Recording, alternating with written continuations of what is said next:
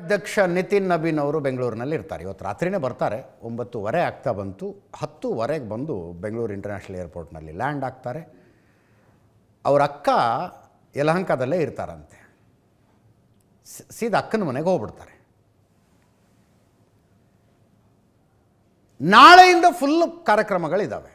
B ಜೆ ಪಿಯಲ್ಲಿ after long time ಇಂಥದ್ದೇನೋ ಒಂದು ಆಗ್ತಾಯಿದೆ ನೋಡಿ. ಸಂಘಟನಾತ್ಮಕವಾಗಿ ಸಭೆಗಳು, ಚರ್ಚೆಗಳು ಎಲ್ಲ ಆಗ್ತಾ ಇರೋದು ಆಫ್ಟರ್ ಲಾಂಗ್ ಟೈಮ್.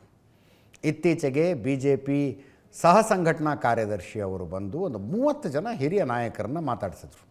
ಸಂಘಟನೆಯನ್ನು ಮತ್ತೆ ಬಿಗಿಗೊಳಿಸೋದಕ್ಕೆ ಏನೇನು ಚೇಂಜಸ್ ಮಾಡಬೇಕು ಅಂತೆಲ್ಲ ಚರ್ಚೆ ಮಾಡಿದರು. ಅದರ ಮುಂದುವರಿದ ಭಾಗವಾಗಿ ನಿತಿನ್ ನಬೀನ್ ಅವರು ಬರ್ತಾ ಇದ್ದಾರೆ. ಅಧ್ಯಕ್ಷರಾದ ನಂತರ ಫಾರ್ ದ ಫಸ್ಟ್ ಟೈಮ್ ಬರ್ತಾ ಇರೋದು. ಪ್ರಧಾನಿ ನರೇಂದ್ರ ಮೋದಿಯವರು ಮಿತವ್ಯಯದ ಕರೆ ಕೊಟ್ಟಿದ್ದಾರೆ. ಇಲ್ಲದೆ ಹೋದರೆ ಒಂದು ಬೈಕ್ ರ್ಯಾಲಿ, ಕಾರ್ ರ್ಯಾಲಿಯ ಮೂಲಕ ಮೆರವಣಿಗೆಯಲ್ಲಿ ನಿತಿನ್ ನಬೀನ್ರನ್ನು ಕರ್ಕೊಂಡು ಬರೋ ಪ್ಲ್ಯಾನ್ನಲ್ಲಿ ಸ್ಟೇಟ್ ಬಿ ಜೆ ಪಿಯವರಿದ್ದರು. ಅದು ಯಾವುದೂ ಬೇಡ ಅಂಥೇಳಿ ಈಗ ಎಲೆಕ್ಟ್ರಿಕಲ್ ಕಾರು ಅರೇಂಜ್ ಮಾಡಿದ್ದಾರೆ ಅವ್ರಿಗೆ.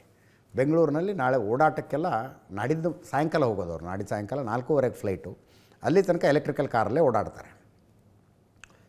ನಾಳೆ ಬೆಳಗ್ಗೆ ಯಡಿಯೂರಪ್ಪನವರ ಮನೆಗೆ ಬ್ರೇಕ್ಫಾಸ್ಟಿಗೆ ಬರ್ತಾರೆ. ಅಲ್ಲಿಂದ ಕಾಡಮಲ್ಲೇಶ್ವರ ದೇವಸ್ಥಾನಕ್ಕೆ ಬಂದು ಒಂದು ಪೂಜೆ ಮಾಡ್ತಾರೆ. ಆನಂತರ ಬಿ ಜೆ ಪಿ ಸ್ಟೇಟ್ ಆಫೀಸಿಗೆ ಬರ್ತಾರೆ. ರಾಜ್ಯಾಧ್ಯಕ್ಷ ವಿಜೇಂದ್ರ ಅವರು ಮಾತಾಡಿದ್ದಾರೆ ನೋಡಿ.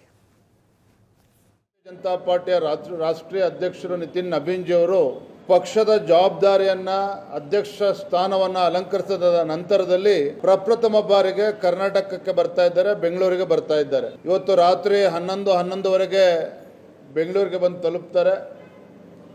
ನಾಳೆ ದಿನ ಬೆಳಗ್ಗೆ 8:00 ರಾಷ್ಟ್ರೀಯ ಅಧ್ಯಕ್ಷರು ಹಿರಿಯ ನಾಯಕರಾಗಿರುವಂತಹ ಮಾಜಿ ಮುಖ್ಯಮಂತ್ರಿಗಳು ಸನ್ಮಾನ್ಯ BS ಯಡಿಯೂರಪ್ಪನವರ ಮನೆಗೆ ಉಪಹಾರಕ್ಕೆ ಭೇಟಿಯನ್ನು ನೀಡ್ತಾ ಇದ್ದಾರೆ.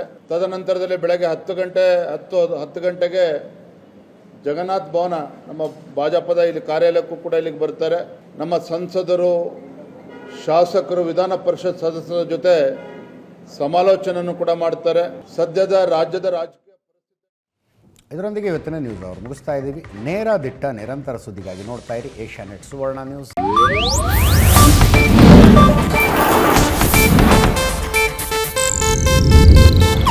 ಇದು ಏಷ್ಯಾನೆಟ್ ನ್ಯೂಸ್ ನೆಟ್ವರ್ಕ್ ಪ್ರಸ್ತುತಿ.